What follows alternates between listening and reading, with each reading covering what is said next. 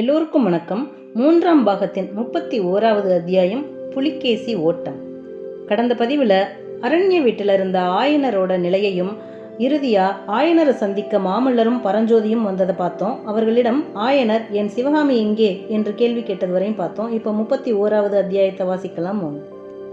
மாமல்லரும் பரஞ்சோதியும் ஆயனரின் அரண்ய வீட்டுக்கு எப்படி வந்து சேர்ந்தார்கள், என்ன மனோநிலையில் வந்து சேர்ந்தார்கள் என்பதை சற்று கவனிப்போம். மணிமங்கலம் போர்க்களத்தில் மகேந்திர பல்லவரின் சிறு படை அடியோடு நாசம் செய்யப்படவிருந்த தருவாயில் மாமல்லரும் பரஞ்சோதியும் பாண்டியனை புறங்கண்ட குதிரைப்படையுடன் அங்கு வந்து சேர்ந்தார்கள். சற்று நேரத்துக்கெல்லாம் போர் நிலைமை அடியோடு மாறிவிட்டது. சலுக்க வீரர் பின்வாங்கி ஓட ஆரம்பித்தனர். அவர்களை தொடர்ந்து போய் அடியோடு அழித்து விட்டு வர மாமல்லர் எண்ணிய சமயத்தில் போர்க்களத்தில் ஒரு மூலையில் மகேந்திர பல்லவர் மரண காயப்பட்டு கிடப்பதாக செய்தி கிடைத்தது. மாமல்லரும் பரஞ்சோதியும் அவ்விடத்துக்கு ஓடி பார்த்தபோது காயப்பட்ட மகேந்திரரை பக்கத்து மணிமங்கலம் கிராமத்தில் இருந்த அரண்மனை விடுதிக்கு தூக்கி கொண்டு போய் சிகிச்சை செய்து வருவதாக தெரிந்தது. சிறிது நேரம் மகேந்திரர் கண் திறந்து பார்த்தார். புதல்வனை கண்டதும் முதலில் அவருடைய முகத்தில் மகிழ்ச்சி தோன்றியது. மறுகணத்திலே மகிழ்ச்சி பாவம் மாறி அளவற்ற வேதனையும் கவலையும் அந்த முகத்தில் பிரதிபலித்தன. மகனே, உனக்கு பெரிய துரோகம் செய்துவிட்டேன், என்னை மன்னிப்பாயா என்று அவருடைய உதடுகள் முணுமுணுத்தன. அப்பா, நீங்கள் கவலைப்பட வேண்டாம், நாங்கள் தான் சரியான சமயத்துக்கு வந்து சேர்ந்து விட்டோமே, சலுக்கர் சிதறி ஓடுகிறார்கள் என்று மாமல்லர் சொல்லும் போதே மகேந்திரர் நினைவை இழந்து விட்டார். மாமல்லரும் பரஞ்சோதியும் மகேந்திர சக்கரவர்த்தியை பத்திரமாக காஞ்சி நகருக்கு கொண்டு போக ஏற்பாடு செய்துவிட்டு போர்க்களத்தில் நிலைமையை ஆராய்ந்தார்கள். மகேந்திர பல்லவருடன் காஞ்சியிலிருந்து புறப்பட்டு வந்த சைன்யத்தின் பெரும்பகுதி வீரர்கள் மணிமங்கலம் போர்க்களத்தில் வீர சொர்க்கம் புகுந்து விட்டதாக அறிந்தார்கள். சேனாதிபதி கலிப்பகையாரும் அந்த போர்க்களத்திலேயே உயிர் துறந்த செய்தி தெரிய வந்தது. மேலே தாங்கள் செய்ய வேண்டியது என்ன என்று மாமல்லரும் பரஞ்சோதியும் யோசனை செய்தார்கள். காஞ்சி நகரை சுற்றிலும் இன்னும் பல இடங்களில் சலுக்க வீரர்களின் சிறு படைகள் ஆங்காங்கே கிராமங்களில் புகுந்து ஜனங்களை ஹிம்சித்துக் கொண்டிருப்பதாக அவர்களுக்கு தகவல் தெரிய வந்திருந்தது. எனவே அப்படிப்பட்ட கிராதக ராட்சதர்களை முதலில் ஒழித்து கிராமவாசிகளை காப்பாற்றுவதுதான் தங்களுடைய முதற் கடமை என்றும், காலாட்படையையும் வந்து சேர்ந்த பிறகு புலிகேசியின் பெரும் படையை தொடர்ந்து போகலாம் என்றும் தீர்மானித்தார்கள். அவ்விதமே 3 நாட்கள் சுற்றி சுற்றி வந்து காஞ்சிக்கு கிழக்கிலும் தெற்கிலும் மேற்கிலும் சலுக்கர் படையே இல்லாமல் துவம்சம் செய்தார்கள். இதற்குள்ளாக காலாட்படையும் வந்து சேரவே மீண்டும் வடக்கு நோக்கி புறப்பட்டார்கள். காஞ்சிக்கு வடக்கே 3 காத தூரத்தில் சூரமாரம் என்னும் கிராமத்துக்கு அருகில் ஒரு பெரும் போர் நடந்தது. இங்கே சலுக்கர் படைக்கு தலைமை வகித்தவன் தளபதி சசாங்கன். இந்த சண்டையில் தளபதி சசாங்கனும் சலுக்க வீரர்களில் பெரும்பகுதியினரும் மாண்டார்கள். மற்றவர்கள் பின்வாங்கி சிதறி ஓடினார்கள். பல்லவர் படை அவர்களை துரத்தி கொண்டு வெள்ளாறு வரையில் சென்றது. தளபதி சசாங்கனை பின்னால் நிறுத்திவிட்டு புலிகேசி சக்கரவர்த்தி முன்னதாகவே வெள்ளாற்றை கடந்து போய்விட்டதாக மாமல்லரும் பரஞ்சோதியும் அறிந்தார்கள்.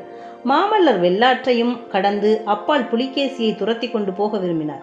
கலிப்பகையின் மரணத்தினால் இப்போது பல்லவ சேனாதிபதியாகிவிட்ட பரஞ்சோதியார் அதற்கு ஒத்துக்கொள்ளவில்லை. பிரபு, சக்கரவர்த்தியை எந்த நிலைமையில் நாம் விட்டுவிட்டு வந்தோம் என்பது தங்களுக்கு நினைவில்லையா? அவரை அப்படி விட்டுவிட்டு நாம் நெடுகிலும் போய்கொண்டே இருப்பது நியாயமா? கலிப்பகையும் போர்க்களத்தில் காலமாகிவிட்டார். நாம் இல்லாத சமயத்தில் சக்கரவர்த்திக்கு ஏதேனும் நேர்ந்துவிட்டால் பல்லவ ராஜ்யம் என்ன கதியாவது?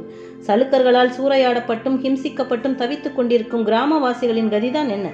அவர்களுக்கு அன்னவஸ்திரம் அளித்து காப்பாற்றும் கடமையை யார் நிறைவேற்றுவார்கள்? மதுரை பாண்டியன் மீண்டும் பல்லவ ராஜ்யத்தில் பிரவேசிக்க மாட்டான் என்பது என்ன நிச்சயம்? பிரபு, இதையெல்லாம் யோசித்து பார்த்துவிட்டு சொல்லுங்கள் என்றார் பரஞ்சோதி. மகேந்திரருடைய தேக நிலைமையை பற்றி குறிப்பிட்ட உடனேயே மாமல்லருடைய மன உறுதி தளர்ந்து விட்டது. சற்று நேரம் தலை குனிந்தபடி சிந்தனையில் ஆழ்ந்திருந்தார். பின்னர், சேனாதிபதி, நீங்கள் சொல்வது உண்மைதான். அது மட்டுமல்ல, நாம் இப்போது நமது சைன்யத்துடன் முன்னேறினால் அவர்களுக்கு வேண்டிய உணவுப் பொருள் இல்லை. போகும் வழியில் ஏற்கனவே சலுக்க அரக்கர்கள் கிராமங்களை சூறையாடி கொண்டு போகிறார்கள். அவர்களுக்கு பின்னால் நாமும் போனால் கிராமவாசிகள் எங்கிருந்து உணவு அளிப்பார்கள்? நாமும் சேர்ந்து அவர்களை ஹிம்சிப்பதாகவே முடியும். எல்லாவற்றுக்கும் காஞ்சிக்கு திரும்பி சென்று தந்தையின் உடல்நிலை எப்படி இருக்கிறது என்று தெரிந்து கொள்வோம். தக்க ஏற்பாட்டுடன் பிறகு திரும்புவோம் என்றார். காஞ்சியை நோக்கி திரும்பி வரும்போது ஆங்காங்கே கிராமங்களில் சலுக்க வீரர்கள் செய்துள்ள அக்கிரமங்கள் அவர்களுடைய கவனத்தை கவர்ந்தன. ஊர் ஊராக வீடுகளிலும் குடிசைகளிலும் வைக்கோல் போர்களிலும் அறுவடைக்கு ஆயத்தமாய் இருந்த வயல்களிலும் சலுக்கர்கள் தீ வைத்திருந்தார்கள். எங்கே பார்த்தாலும் ஒரே சாம்பல் மயமாயிருந்தது. பல்லவ நாடே ஒரு பெரிய ஸ்மசான பூமியாக மாறிவிட்டதாக தோன்றியது. இன்னும் சில கிராமங்களில் வீடுகள் தீப்பற்றி எரிந்து கொண்டிருந்தன. ஆங்காங்கு ஜனங்களின் அழுகை குரல் எழுந்தது. மாமல்லரையும் பரஞ்சோதியையும் கண்டதும் ஜனங்கள் உரத்த சத்தமிட்டு புலம்பத் தொடங்கினார்கள். சலுக்க வீரர்கள் செய்த பயங்கர அட்டூழியங்களை பற்றி ஆங்காங்கே சொன்னார்கள். சிற்பிகள் கால் கை வெட்டப்பட்டது பற்றியும், இளம் பெண்கள் சிறைபிடித்து போகப்பட்டது பற்றியும், ஆடு மாடுகள் வதைக்கப்பட்டது பற்றியும் ஜனங்கள் சொன்னதை கேட்டபோது கோபத்தினாலும் ஆத்திரத்தினாலும் மாமல்லரின் மார்பு வெடித்து விடும் போல் இருந்தது. நாக்கு உலர்ந்து மேலெண்ணத்தில் ஒட்டி கொண்டது. பரஞ்சோதியிடம் தமது கோபத்தையும் ஆத்திரத்தையும் வெளியிட்டு 4 வார்த்தை பேசுவதற்கு கூட மாமல்லரால் முடியாமல் போய்விட்டது. சிற்பிகள் பலருக்கு நேர்ந்த கதியை பற்றி கேட்டபோது மாமல்லரின் இருதய அந்தரங்கத்தில் நல்ல வேளை ஆயனரும் சிவகாமியும் காஞ்சி கோட்டைக்குள் இருக்கிறார்களே என்ற எண்ணம் ஓரளவு ஆறுதலை அளித்தது. எனினும் சிற்பங்கள் அழிக்கப்பட்டதை பற்றி அறிந்தபோது மாமல்லபுரத்து அற்புத சிற்பங்களுக்கு என்ன கதி நேர்ந்ததோ என்ற ஐயம் உதித்து மிக்க வேதனை அளித்தது. அதை நேரில் பார்த்து தெரிந்து கொள்வதற்காக மாமல்லரும் பரஞ்சோதியும் அதிவிரைவாக மாமல்லபுரம் சென்றார்கள். அங்கே சிற்பங்களுக்கு அதிக சேதம் ஒன்றுமில்லை என்று தெரிந்து கொண்டு காஞ்சிக்கு பயணமானார்கள். மாமல்லபுரத்திலிருந்து காஞ்சிக்கு போகும் வழியில் ஆயனரின் அரண்ய வீடு இருந்ததல்லவா, அந்த வீட்டையும் பார்க்க வேண்டும். அதிலிருந்து தெய்வீக நடன சிலைகளுக்கு ஒன்றும் சேதமில்லை என்பதை தெரிந்து கொள்ள வேண்டும் என்று மாமல்லர் விரும்பினார். ஆயனரின் வீட்டு வழியாக போவது காஞ்சிக்கு குறுக்கு வழியாகவும் இருந்ததல்லவா. ஆயனர் வீட்டு வாசலுக்கு வந்ததும் கதவு திறந்திருப்பதை பார்த்தார்கள். உடனேயே இருவருக்கும் திக்கென்றது. வீட்டின் முன்பக்க தோற்றமே மனக்கலக்கத்தை உண்டாக்கிற்று. ஏதோ ஒரு மகத்தான விபத்தை பற்றி தெரிந்து கொள்ளப் போகிறோம் என்ற உள் உணர்ச்சியுடன் வீட்டுக்குள்ளே பிரவேசித்தார்கள். உடைந்தும் சிதைந்தும் அலங்கோலமாய் கிடந்த சிலைகளை பார்த்தபோது இருவருக்கும் தங்களுடைய நெஞ்சு எலும்புகள் உடைவது போன்ற உணர்ச்சி உண்டாயிற்று.